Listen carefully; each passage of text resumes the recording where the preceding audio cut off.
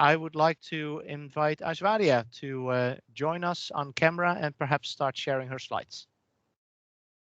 Have I stopped, by the way? Yes. You have stopped video and slide sharing.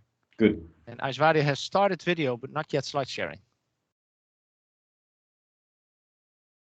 Can you see my screen now? It's coming up. Yes, we can see it.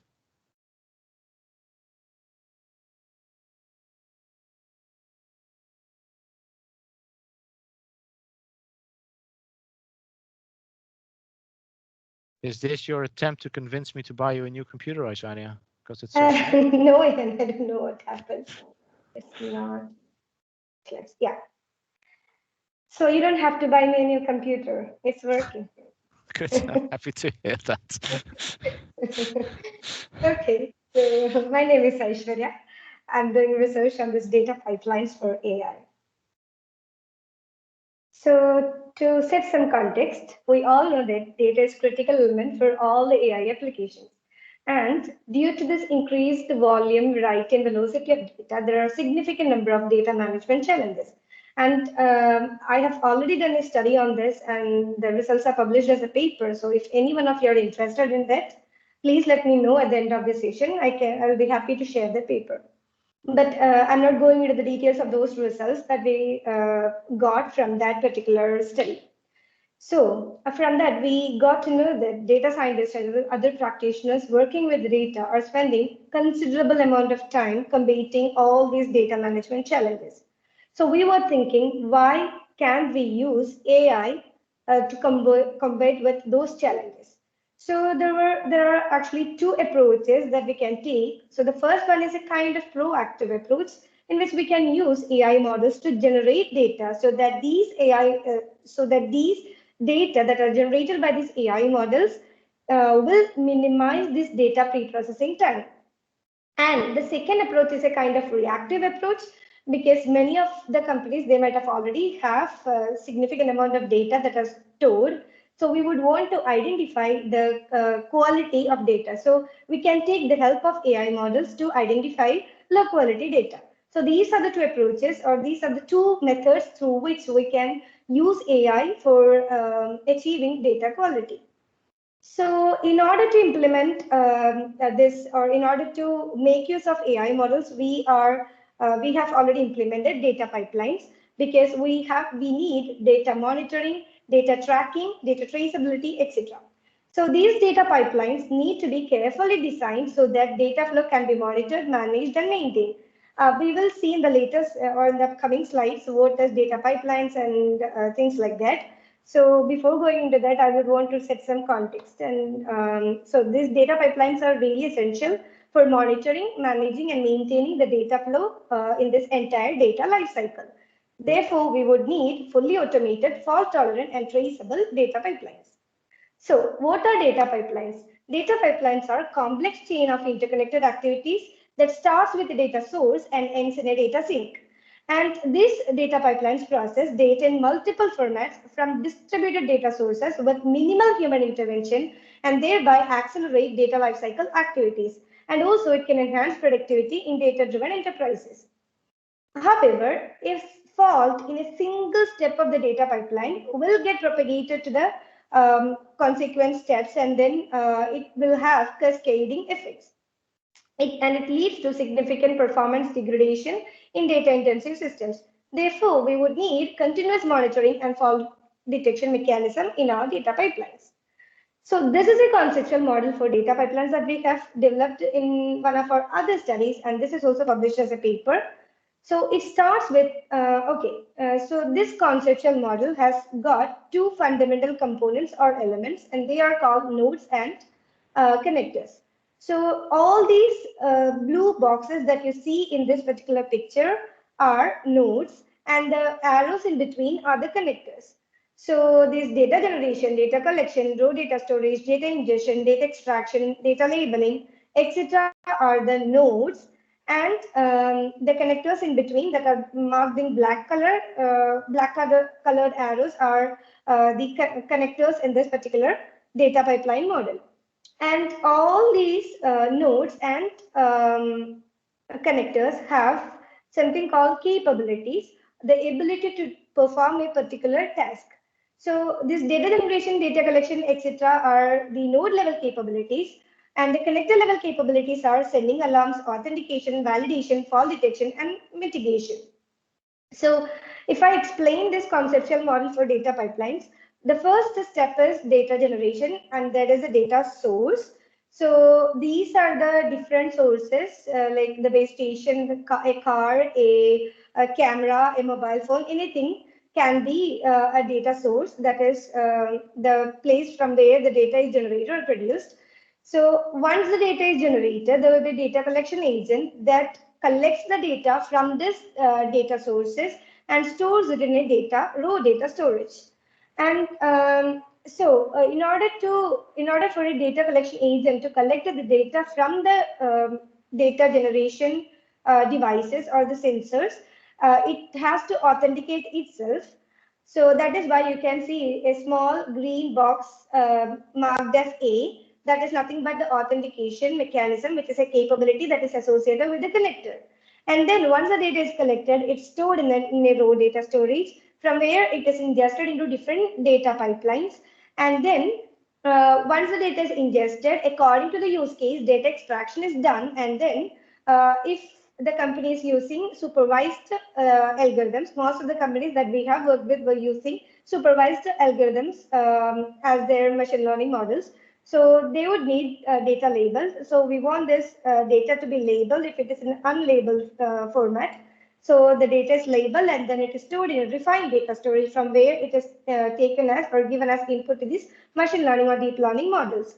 And once this model is evaluated, after evaluation, once we get a satisfactory performance, we serve the model and the model becomes operational, and this particular AI model will again start generating data, and this cycle basically continues. So there are many other elements which I did not explain at all, and they are fault detection, mitigation, and sending alarms. So fault detection, you can see that fault detection is present in each and every connector, because we have to identify the faults that is detected at each phase of the data pipeline. And also, simply detecting this fault will not serve the purpose. So in order to have an automated automated data pipeline recovery, we would need something called mitigation strategy. So even if this fault is detected, the data pipeline still continues to work using this mitigation strategy. And there is something called sending alarms, which companies treat as a default mitigation strategy. That is, whenever a fault occurs, immediately an alarm is sent to the corresponding team or the data pipeline owner, and he is the one who is initiating the fix or the mitigation strategy. So, as I already mentioned before, for automated data pipeline recovery, we would need two components called, or two connector level capabilities, and they are the fault detection component and mitigation strategies. So we have already identified the typical faults in a data pipeline and corresponding mitigation strategies that are taken by different companies in different use cases. So in order to have this automated data pipeline recovery, we would have to include two connector level components called fault detection and mitigation. And incorporating these new components in all links was certainly not achievable within a short period due to practical difficulties. So we chose a small slice of the data pipeline and we implemented this fault detection and mitigation, and we evaluated the results, which you can see in the upcoming slides. So these are the typical faults and mitigation strategies that we have identified from a case study with 4 different companies. But then I don't think I'll get enough time to go into the excruciating details of the things that are displayed in this particular chart that you see right now on the screen. So if you are interested, then of course I can share the link to this particular paper. So the research was that sending alarms is a default action taken by almost all the companies. And another thing is that we cannot actually anticipate all the faults at each stage of the data pipeline, and that is a disadvantage of this particular method. And as a result, we cannot make an exhaustive list of all the different faults that appears at different stages of the data pipeline. And another thing is that there can be more faults in the future. Also, there can be change in mitigation strategy or fix. Due to that, we thought of implementing AI for fault detection and mitigation, which we will see in the later slides. So now I'm going to explain how we implemented that fault detection and mitigation in one of the operational data pipelines in one of the case companies. So this is a data pipeline at one of our case companies where the continuous integration and continuous deployment data were collected and ingested, and then it was stored in a central data storage from where these different data applications were fetching the data and using it for their own purposes. So this continuous integration data was coming from the different teams that were spread across the organization, and continuous deployment data were coming from the devices that were deployed in the fields. So these two data were integrated and ingested into the data pipeline. At that time, if there can be encrypted data links as well. So whenever an encrypted data link is encountered, it is straight away sent to the data archiver, and data archiver will send it to a third-party service, where the third-party service will do this decryption, and the decoded data is sent back to the data archiver, and the data archiver then stores it in the stores this decoded data in the central data repository from where different applications can access it. But what happens is that due to this inadequate bandwidth or insufficient resources, sometimes these third-party services will fail to resend the decoded data back to the data archiver. Thus, the central data repository will miss some of the data dumps from the data archiver. And therefore, the data applications that were fetching the data from this central data repository will get a degraded performance. So yeah, the reports were significantly affected because of this particular problem. So we implemented a fault detection mitigation component in that in between the data archiver and third-party services to monitor the failed dumps. So the failed dumps were automatically resend as small batches along with the new dumps to the third parties for decryption. So at some point of time, it will get decrypted and will be stored in the central data repository. So that was a mitigation strategy that we adopted and implemented. And we could see that before implementing the mitigation strategy, when we implemented this monitoring or fault detection in between these two data archiver and third-party services, we could observe that around 32,400 and 453 data dumps were missing in a period of 30 days. So it was around 37% of the total dump ID. So you can imagine how much the quality of the reports were affected because of the missing data. So I think all of you have already listened to the talk by Michael Johansson from Scania, and he already mentioned how much impact this data quality has on the performance of AI models. So high quality data is crucial to the development of AI applications, and this machine learning algorithms or deep learning algorithms or whatever AI algorithm you take, it may encounter data errors. An example is that some of the data errors can lead to this training serving skew, and it affects the performance of the AI models. So the state of the practice is to incorporate data validation component in the workflow or in the data pipeline. But changes in distributions and definitions of learned concepts of over time, that is like whenever concept drift or data drift happens, then this workflow will not be able to detect the changes.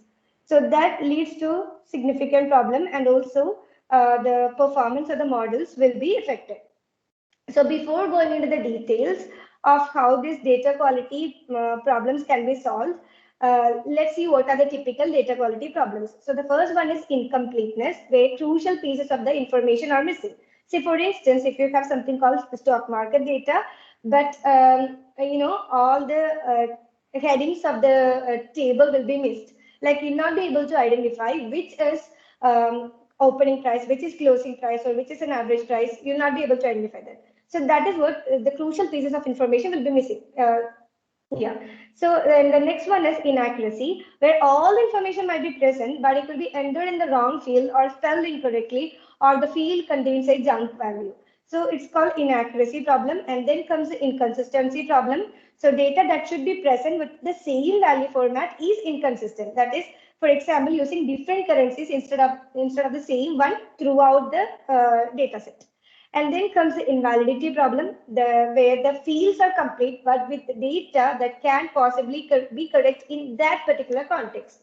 For instance, under the units available, there we can have minus values, which is not at all possible in real life.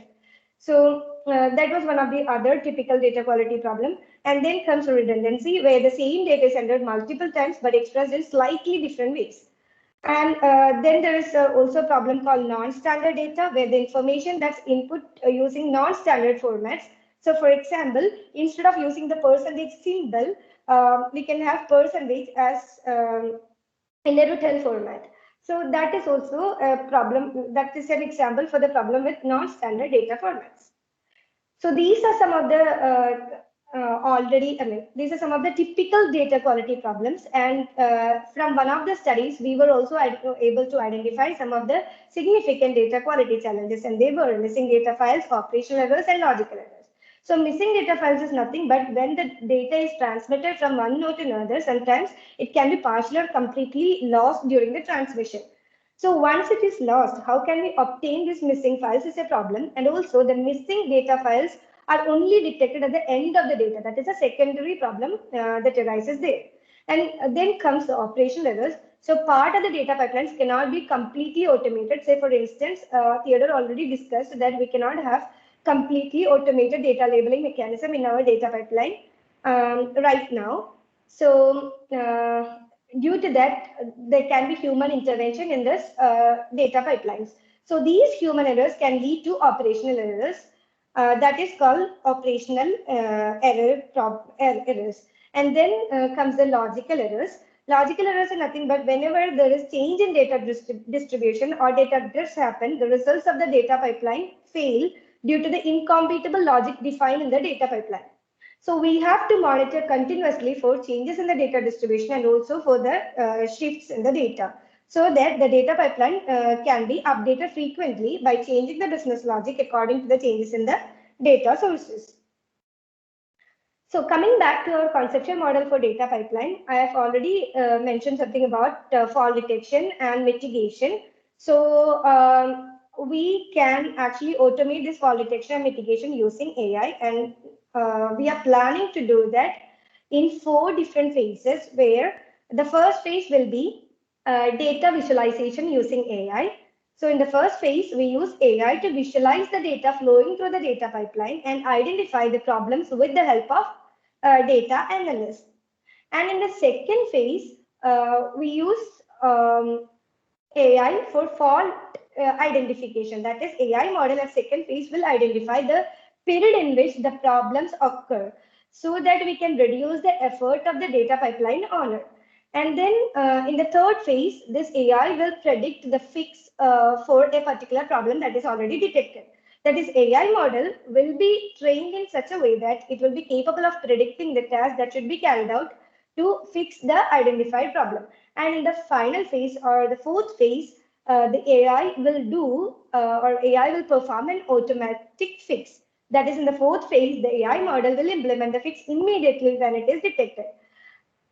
So these are the 4 stages, and we completely understand that there can be problems that cannot be automatically fixed by using AI, because when we did that study on mapping the falls with the mitigation strategies, for at least for some subset of problems, we were not able to identify the mitigation strategy.